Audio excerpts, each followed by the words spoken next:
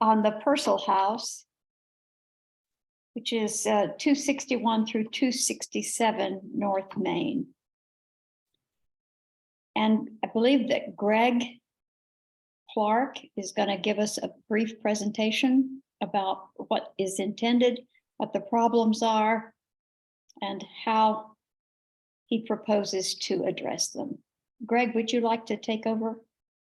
Greg, before you start, Susan, because it is an official meeting and it's being recorded, can you do roll call?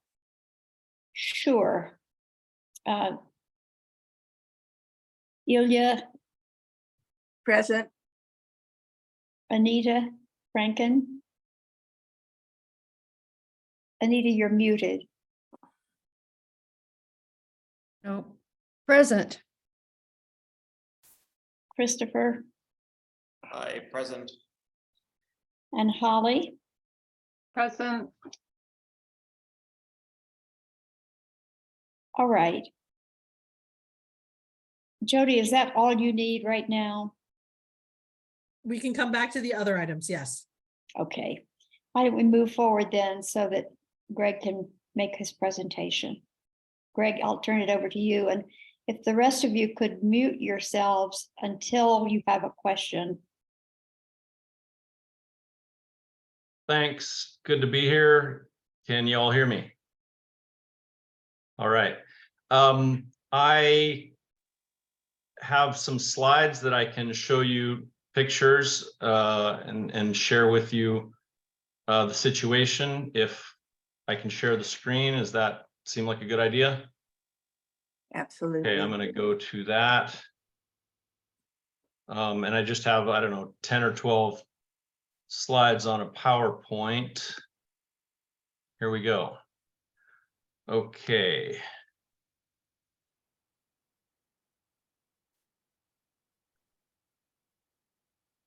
All right, so this is the site plan. Main Avenue is on the left. Space immediately to the right, or that would be to the east, is the front yard, and then circled in red is basically the porch. It constitutes about 50 feet across the frontage of the house. And it was originally apparently two structures built in the 1880s that were then combined around 1900s with this big veranda put on the front of the two old modest adobe buildings. And that porch is what is still there today. And the next slide shows, this is a picture from 1976 during the neighborhood application for the historic register. And that is the porch as it is today. Unfortunately, and then I'll go through a few modern or current photos. This was from around 2007 to 2009 as it existed. And now we go into today. And note the jacks here you see is because the columns are totally careening out into the yard. And as we go through the next following pictures, it'll show some details of what's happening. The porch was never really attached in any way to the structure. This is, you see the separation of the roof from the building, and those two little sticks, 2x4s, kind of embedded in the adobe. That's the only vertical support against the house at all. And so what it has allowed everything to do over the years, perhaps because these concrete columns are not on proper footings, perhaps just because of time, these columns are leaning out into the yard and thus allowing this whole porch at the top to, it's essentially falling down against the building, and at some point there will be a catastrophic failure. Let's see, next slide. That's just a detail of that same previous photo. that shows these beams. The beams aren't really beams, they're just these boxes created by 1x10s and 1x12s, and you can see the level of deflection in there, you know, above the column.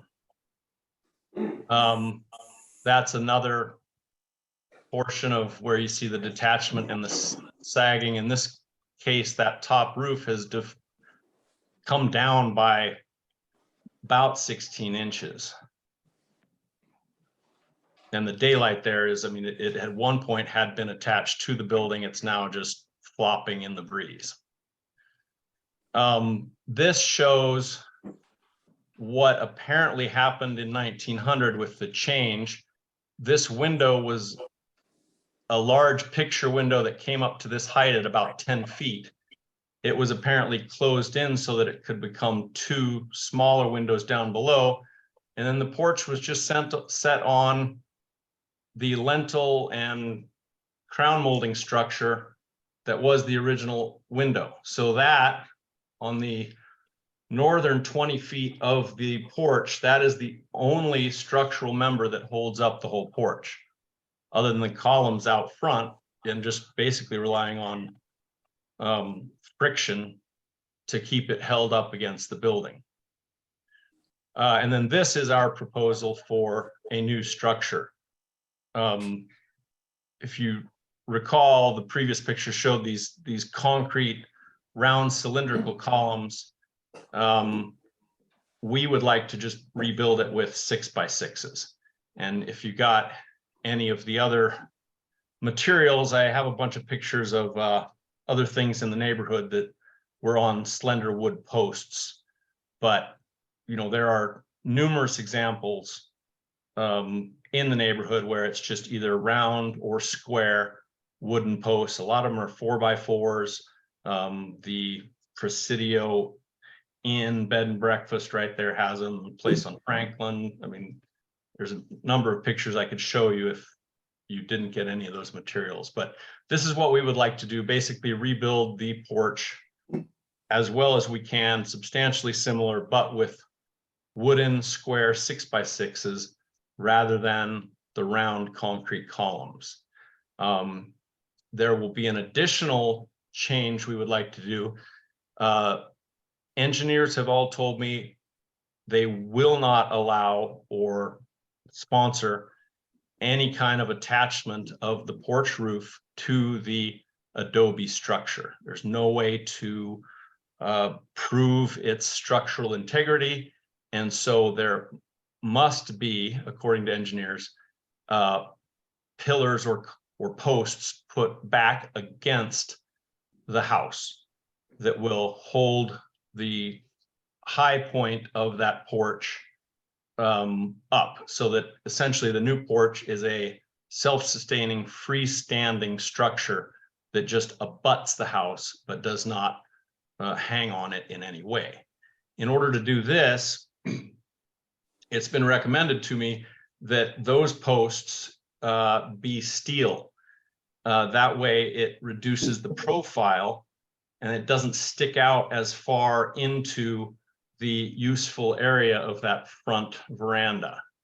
And so that the steel columns instead of wooden could be perhaps rectangular tube of, for instance, 2 inches by 5 inches, 1/8 inch thick steel, and that would stand up against the building and would not necessitate, you know, a full 5 1/4 inches of a wooden 6x6.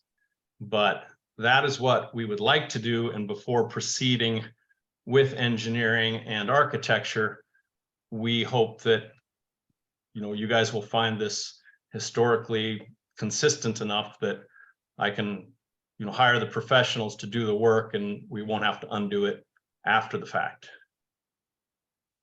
And that's all. Do any of you want to see any of those same pictures or additional pictures? I think we have a question from Christopher, who Okay. is Doug, is our architectural consultant. Hi there. Thank you for the presentation. I was wondering, based on your conversation with the engineers, could you draw in where the steel post would be up against the adobe wall? Not in this rendering, but essentially they would be mid-span of each of the facing walls. So this portion here on the right, that is the south portion of the building. That is, I think, 27 feet. And so there would be one post at each end and one post mid-span, which would be about here. So it would almost mimic, well, it would be, yeah, somewhere in there or maybe a little to the right. And then this one, I'm not, no, it would be, yeah, and then over at the end. But I think mid-span is more in between these two windows. So there'd be one back in that corner, one here, one there, yes, and then one over at this corner.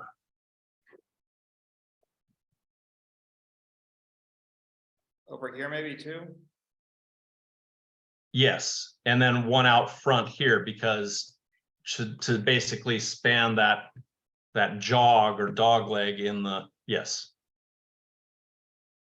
Would you put them at the corner or would you put them inside of the corner like I'm drawing it?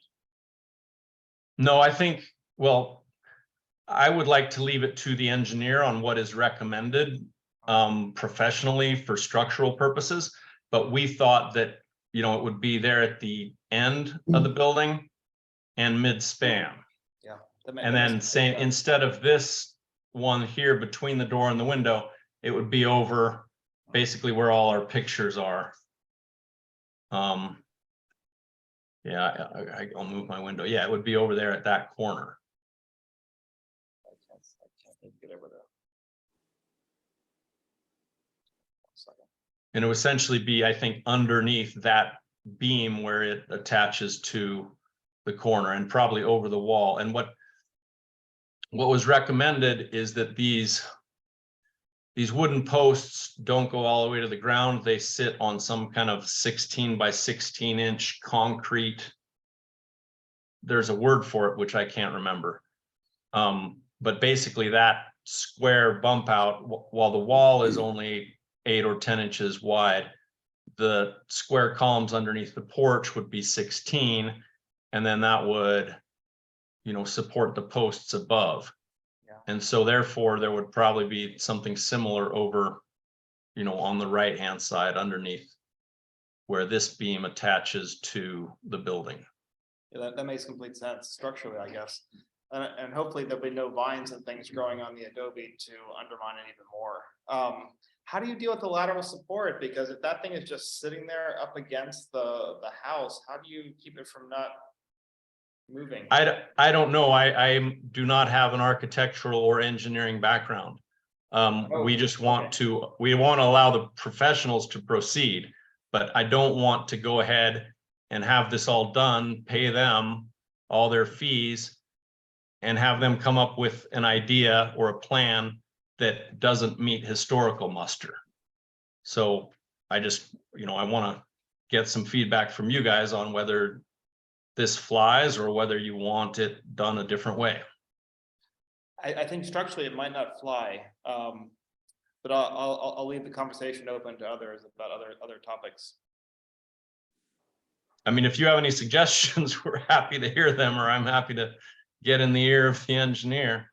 Well, just thinking through, I'm not an engineer either, but you would need to have some sort of supports here that are robust enough to hold it in place laterally.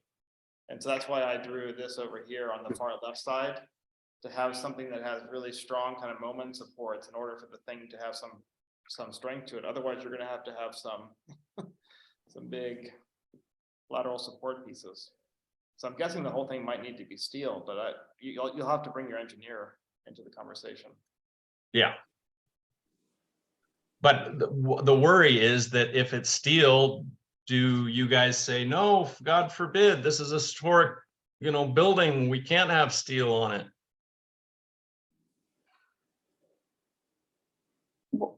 And I guess that's a question. I have a question. Have you thought through how you would treat these so that they don't just stand out as steel posts and supports? Or would you? Well, we would like the front posts to be wood, as you see them in I this understand diagram. that, but the braces, They would, ideally, they would be painted to, you know, just sort disappear. of, you know, be no different than any other post. It's just they would be steel and they'd be there. But I mean, every porch you go to has posts. So it's just No, the no. issue. No question about that, just, and your 6x6 posts, actual porch posts, makes sense. My concern was really that how do you keep these from standing out egregiously? I mean, they have to stand out. They can't be embedded in this, you know, 140-year-old adobe walls. They just, nobody that I've talked to recommends doing anything to those adobe walls other than let them be the way they are. Well, Susan, Yes, yeah. if they were, the building itself right now is painted white, and, you know, with the repairs done, I'm sure it'll be retouched.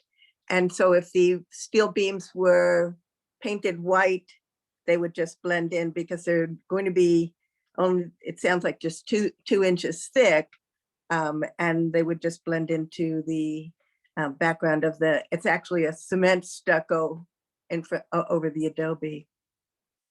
And the original house, when we looked at the description and in the nomination, originally when the veranda porch was added, it had what they described as thin posts holding up the veranda. So this would be going back to a different period, but to the original style that we see throughout the neighborhood as well.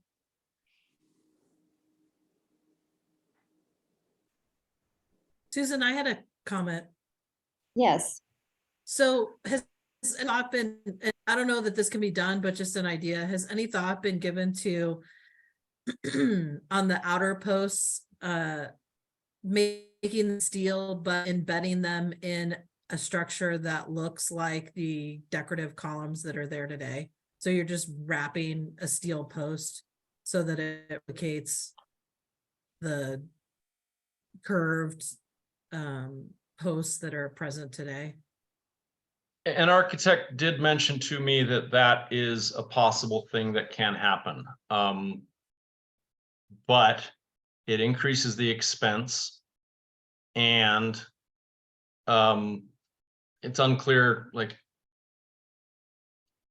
I don't find that the columns particularly, I don't know.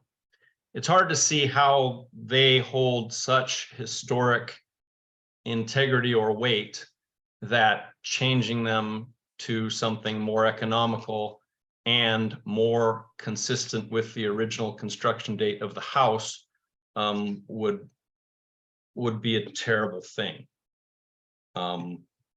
So that's it. Yes, apparently there is a steel, and then you can have concrete columns made, or some kind of thing that is a two-piece that can then go around the steel. But you know, I guess we would do that only if we were forced to, because, you know, simple and efficient construction techniques are available to just use wooden posts. So this is Holly Freitas, and looking at this looks very clean. I understand it, but I feel like the posts don't add to the building. And whereas I think that the other ones at least had some, there was more dimension to them. And so I would like to advocate for those front posts being more similar to the posts that are existing right now, with the sort of the lintels on top and then the shape coming down. For me, this just, with the straight posts, and I know that you have other examples in the neighborhood, but they're absolutely unadorned. They're just posts. So can I show you, I guess maybe a couple others of the pictures I have? I guess I would need to get out of this slideshow. Do you guys mind that? No, do what's necessary. Okay. So I had this loaded. I'm gonna have to go try to find. So if we go up to some other places in the neighborhood, now this is a concrete thing. Let's see.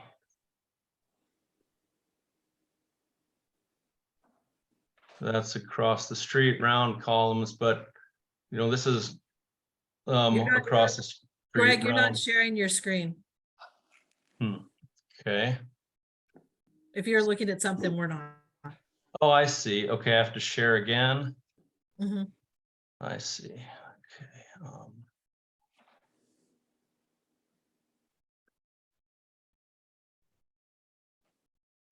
Is Jody on the line? I'm Jody. Okay, Jody, do you have any of my submittal items? I have The narrative that I submitted? the one that you sent me via email. That one, that the one you're looking for? So none of the planning and development services things that Michael Taku said I should do in order to get an activity number in order to request this meeting? Do you have your permit number? I can look it up. Hold on, can you see, Mhm. am I sharing yet? You are. Yes. You are. Okay, so this is over here on Franklin, just around the corner. Would such adornment as these tops satisfy you, Haley? So I feel as though this is better than just having simple posts. Yeah, I do. So, or over here, this is on Meyer, and there's just these little corner adornments. Go through. This is next door at I think Yeah, so 273. For There's me, just some- that also what you see with the supports on top, and these also have sort of supports on top. So I just feel like straight 2x4s are sort of like the least attractive thing you could do, you know, of all the things that are possible to hold up a porch. So what you're, Notwithstanding numerous examples, and I mean, in the 1880s, when this building was built, there was very little adornment. Slender posts like this over here at 403 North Port were the standard. You know, this is also here on Main. Now, there's a little bit of adornment, but I would advocate for why is adornment necessary? I guess that's a question. So I have another question or comment. That's really good that you kind of went around and a lot of pictures of everything. And it's interesting that you're kind of commenting that when the house was originally built, it was more simplified in style. But they also, when they added the porch, in theory, those columns are, I'm guessing, original to the porch, or do you have, when it's changed, or do you have photos that show a different design? The lack of photos that show a different design than what's there kind of just is a little bit of concern that you're changing that style. If that's an original style, that's really not consistent with the Secretary of the Interior standards. Right, but when it wasn't the you're- original style. Yeah, if you look at the But do the you have historic- photos? Do you have photos to show what the original style porch columns look? I do not. I could perhaps research that, but there is a note in the description in the historic application for the neighborhood historic register, whatever, that does say when Purcell added this Victorian style porch in 1900, it was added onto previously modern or previously I forget the words, modest adobe structures that had porches with slender wood posts. I mean, that language is in the historic application. Right, but you don't know if there were any cornices on those slender porches. I don't mind putting cornices. If you guys want me to put cornices, okay. Yes, Chris. I've got to leave. I thought the meeting started at 6 o'clock, so I just have two quick thoughts. If this is a Victorian porch, I would think about making an argument based on the other Victorian examples in the neighborhood. They tended to be a bit more slender. And that might be an argument also related to my next comment. I think moving forward with the engineering would be very helpful, because I think it might change some of the conversation that we're having. I think you probably can't just have steel posts in the back. I would be surprised if that was all you needed, because it wouldn't allow the actual lateral support for the porch, unless there's something very robust on the front. So possibly think about moving forward with the structural analysis to see how those back posts meet the front columns if they need to. But I think typically the columns in the Victorian era were quite attenuated. And so that might be an argument for steel that has some sort of scale relationship to the existing columns. That may help your argument. That's just a quick thought. I'm sorry, I have to go. I had this at 6 o'clock on my calendar. I'm sorry, everybody. I look forward to seeing you next time. Thank you. So Thank you. Thank you, Christopher. So essentially, I think the idea of cladding steel posts is certainly done. I and my husband redid the house at 433 North Main that you were using as an example. And on the front, there are corbels on those front porch posts. And those posts really correspond to a photograph that was made at the turn of the century of that house. But in the back, there is another porch that we supported with steel post clad in wood, so that it looks like a wood post, but it has the structural integrity and strength of the steel that's within the cladding. So I don't think that would be hugely more expensive. That's of course something you have to find out, but yeah, no, cladding in wood, I don't think would be a problem. I mean, just wrapping it in wood. that's right. That's what I'm talking about. And then if you wanted to, depending on what the feelings were, if you wanted to add simple corbels, that would be possible. But I tend to agree that the old examples are pretty simple.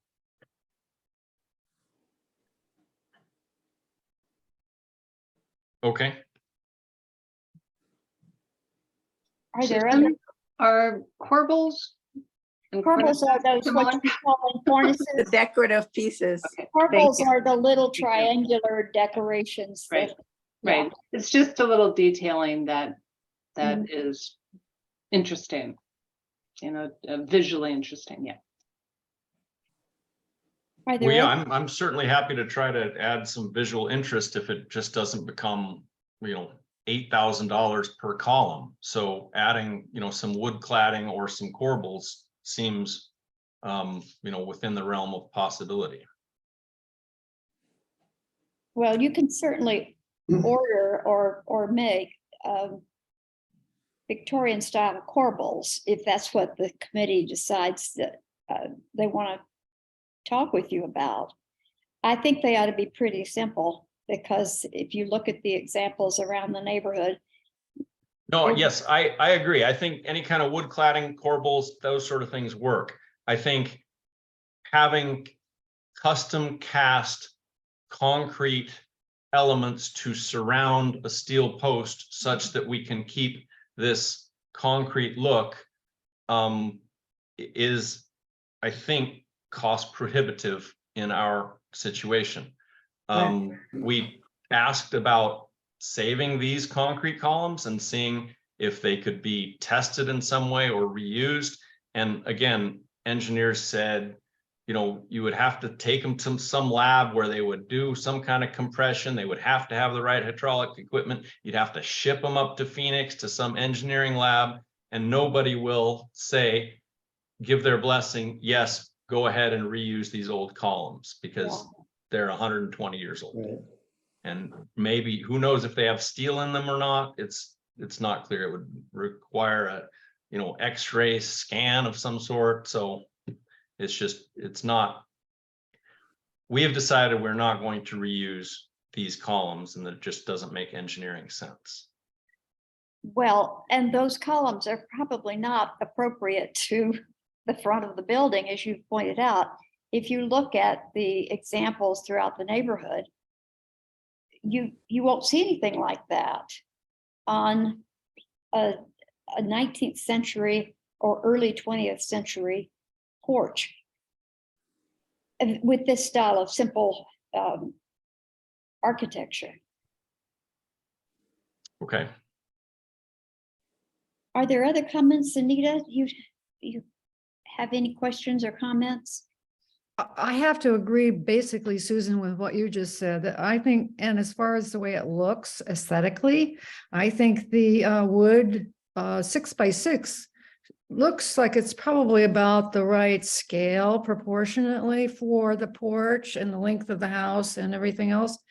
But I agree on a little simpler and none of this gingerbread stuff. And not that I'm opposed to that if it's already there, but I just think this house could benefit with a little simpler look. And I agree. I don't think those round cement, I think somebody just got a little carried away there in 1900 with their own style a little bit. So that would be what I would go for. But, you know, I will certainly go for what the majority thinks.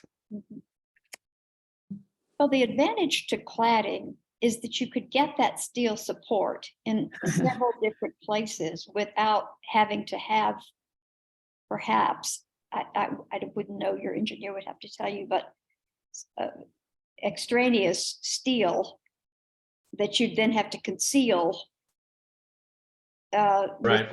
with painting. And the less of that you have to do, the better, it seems to me. And the cladding would serve that purpose and also be appropriate to the scale of the size of the columns that you're going to be wanting to put there. Yeah, cladding, I hadn't thought of like wood cladding those steel columns, but that makes sense to just, yeah, put a 1x or something on the outside of them to create some more, you know, a wood look. Mhm. Are there I do, questions? just one more comment. I do think it's important that the owner can pay for this and get it done and save the porch and save the house and save it into the future, because we don't know who's going to own it next, or we won't all be here even.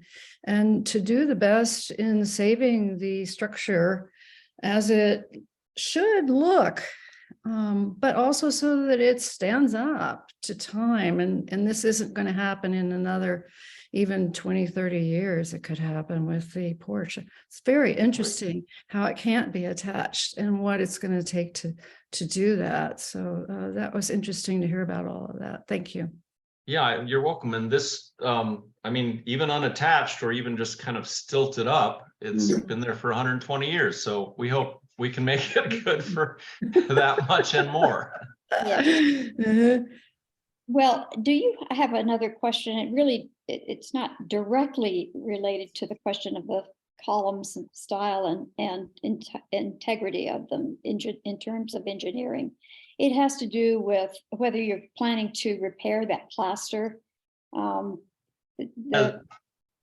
believe it would, yes, it needs to be repaired. And as part of the whole job, yes, we would plaster it and do it in either lime or, you know, whatever is recommended, not cement and lath. Right. So, Right. yeah. Yeah, there will be the need for some adobe repair with the plastering. Mhm. Are there any other comments or questions? Yeah, Excited I- to see a stable roof eventually. Anita? One other thing, I understand why you wanted to get a pretty good idea from this committee before spending a lot of money with engineers and architects and everything. So I do kind of understand that, and maybe a little bit of give and take here, but I get your point there. Well, I hope this is helpful for you, Doug. Do you have any questions for us? I think what you're hearing, and we can take a vote if it's necessary, of those of us who are here, that what you're hearing is, we think you ought to go ahead. And keeping in mind the issues that have been raised in our discussion, then you can, when you get further along with the design, you could come back to us and we can talk more specifics. Susan, I think Alex had a comment. Alex? I do. If you can see me, I can see a little depiction. I agree that I think a simple look would be appropriate for that age of the building, because before the porch, it almost seemed like a plain front row adobe. Then the porch was added, so I see no reason to add a lot of gingerbread to the front of it to doll it up. But I do like the simple look. And I think wood cladding, some steel posts would work fine too. That would allow for a very rigid, maybe steel bolted or welded structure. Now, to put those posts in the front, will that front wall need to be removed and then replaced? Yes, we're planning to remove the entire thing and rebuild it in as much of the same manner as we can. Okay, so that gives you a good footing in front, so it's Correct. We sink would down need, again. there would need to be large footings, and it's Yeah. unclear whether Okay. that, those columns even sit on, anything other than a Right. couple inches Yeah. of concrete. Sure, okay. Okay, that's all I have. Thank you. I do Alex. like the look, the way it is. Yeah, I would agree to just go ahead with that. Okay, Any well, other thoughts before we? no, that gives me, I guess, the confidence to know that, we can go ahead and try to keep your comments in mind, and, and hopefully build something as close to what is there as we can. And yet, Yes. will support itself. And so that's why I wanted, I need to defer to the professionals and the structure and all that to some extent, or Mhm. to a great extent. Well, may I suggest that once your engineer does the assessment and you have some drawings for what you have in mind, you might want to come back so that you don't get too far. I think it's so intelligent for you to do this in stages, because it's tricky. And what you're trying to do is going to be an engineering chore. So it'll be good to keep bringing it to us as the design develops. So that what I don't want you to do is to get so far along and then somebody says, oh, wait a minute, that's not at all what we were talking about. Right. Mhm. Well, I mean, in the scope of things for the architect and the engineer, this is not a huge project. It's pretty simple. Exactly. So I hope, and they've been ready since we first noticed that this was happening. And so I think I can get them to work right away, and maybe within a month have some proper and realistic, professional advice and some drawings. And then we plan to submit all the construction documents, that you're used to actually seeing. So, I can, yes, I'll go ahead and we'll see you again. All right. Thank you very much for bringing this to us, Doug. And thank you, Great. members of the committee, for Thank your contributions and discussions. Thanks a lot. Okay, bye-bye. All right, bye. And we, The committee stay behind because we have a couple of matters of business. Sure. I think his name was actually Greg. Did I say Doug? I'm sorry. It was Greg. His dad. That's okay. So do you have the agenda in front of you? I can share my screen so you can see it. That through would the be agenda. helpful. Pardon? It would be helpful if you could share your screen. Some of us probably have it and some of us don't. Can you see the agenda? Yep. Yes, So you just want to go back up and start at number 2. yes. So this is our meeting to talk about this August 4th meeting was our discussion of the proposed guest house behind the Wilders home. Did everybody have a chance to look at those minutes? Yes, Are there any questions about that before we call for a vote? All in favor of approving the minutes? I need a motion, I need a second, and then I need you to vote on it. Sorry. Okay, thank you for reminding us. Will somebody move to approve the minutes? I'll move Ilya. to approve the minutes. Thank you, Oh, Holly. Holly, yeah, Holly moves to approve the minutes, yes. Is there a second? Ilya, second. Thank you. All in favor? Raise your hand. Aye. Yeah, Aye. aye. the minutes are approved. Thank you. Now we can move forward. I don't think we have an audience aside from ourselves. So, And I didn't receive any comments, so. just so you okay, know. okay. Jody, can you elaborate on item number 4? Yeah, so every year, mind you, you guys only meet on a yearly basis, it seems, but every year you're actually supposed to have elections for the new chair or co-chairs. Or if you have a secretary, even though I actually take minutes and notes for you, somebody can make a motion and both of you guys can be elected to be co-chairs, or you can have somebody else to put it out there, the new chair. It's how you want to do it, but technically you're supposed to do this every year. So if somebody needs to make a motion for a new chair or make a motion that the existing chairs remain, that's. I'm sorry, Susan, I have a point of clarification. Does this happen with our annual meeting or is this separate from our annual meeting? Separate. This Okay. is the advisory board. No, I understand that, but I didn't know if that was a combination. So thank you. Are the existing chairs happy with their jobs? I think we would be Will they happy to have anyone continue? else step up. Will they continue? That would be great. We would be willing, I would be willing to continue. And I heard Ilya say she would, so. Anita, do you want to make a Okay, motion? I move that we continue with the existing chair and co-chair. Are those the correct titles? And, mhm. Is there a second? I'll second that. Thank Who you. was that? Who was the Holly second? Curtis, seconds it. Thank you, Holly. All in favor? Aye. Aye. Aye. Thank you. Thank Cool. you. Are there any no's? Now's your chance, guys.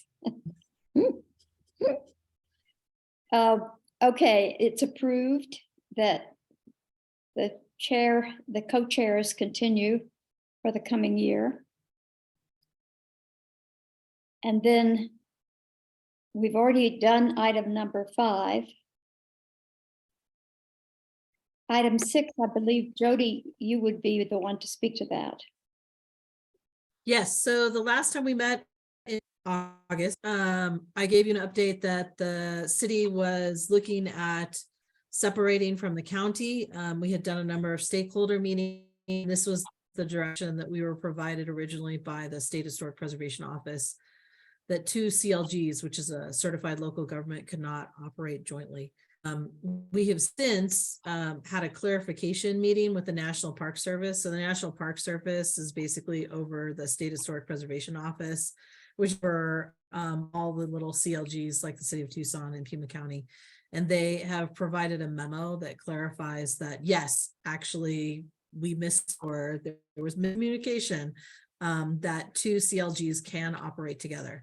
So their memo basically said, yes, you can operate together, or no, you can be separated too. It's how you want to be. We are in the process of trying to set up a meeting with the county to just kind of discuss what we want to go forward with it. We will, once we have clarification with the county, we will schedule a study session with mayor and council to see how they like us to proceed. Once we have a study session with the mayor and council set up, I will notify all the advisory boards so that you are to attend or not, however you want to. And then we'll go from there. So at this point, we're just setting up a meeting with the county. We haven't gotten a date for study session or council, but we'll keep you apprised. Thank you, Jody. Item 7, anything to add to that? If you aren't aware, we updated our permitting system in October. We now have a new permitting system called EnerGov. And when you want to submit for a permit, instead of coming in person, it's all done online via portal that's called TDC Online, Tucson Development Center Online. You submit your plans, you can do your reviews, you can see how your review is progressing through the process. They actually do training sessions. You guys might want to know, and you might want to let the neighborhood association know too. They're doing training sessions, I think, every other week now, for people who are interested in learning how to do TDC online, how to and everything like that. So it should be a way more transparent method of reviewing projects.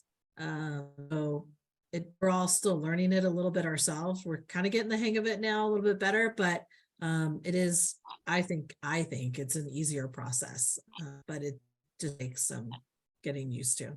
Really, that's the only staff update. Jody, does that automatically, if a permit is being submitted for either new construction or changes within a historic district, is that immediately flagged so that they are informed about a review, et cetera? Yeah, it flags. So the previous system flagged too, but they have geo rules that will flag it so that they will have to go through the historic process. It'll bump them to historic for the review process. Great. And then you'll see it when he hits again for this porch, but basically all of the plans that we have, we'll link them to that system. There'll be viewing plans in that permitting system on Great. base. So, yeah. Very good. Are there any other comments or questions before we adjourn? Thank you for coming to this meeting, and thank you, Jody, for so ably helping guide us through it. And we'll, I guess, see you next time we have an application, or when this information from Greg comes through. Yeah, I expect that he's been kind of chomping at the bit, so I expect that you'll be seeing me and him more than once this year. Right. He wants to try to get this work done so that they can address then repairs on the house roof before the rains in July. Mhm. That's great. And before life or limb is further threatened by Absolutely. that porch. Absolutely. Okay, we will adjourn then. Thank you, everybody. Good night. Thank you. Bye. Good night, thanks. Good night.